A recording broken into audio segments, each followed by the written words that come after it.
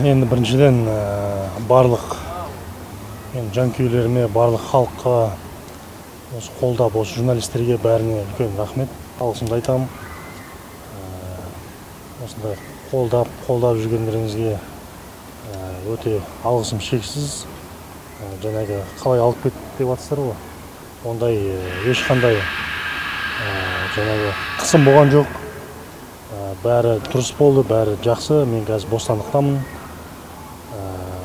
Уайымдамаңыздар.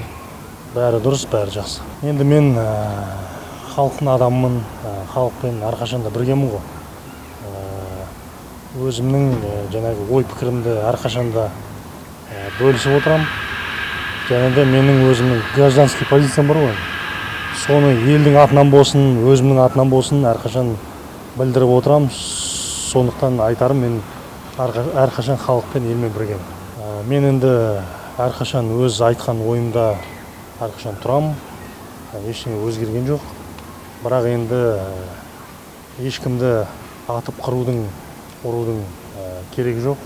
Жаңағы ауылда айтылатын сөздер ғой, жаңағы бұрынғы заманда таяқпен, таспен ататын жаңағы апаларымыз, аталарымыз.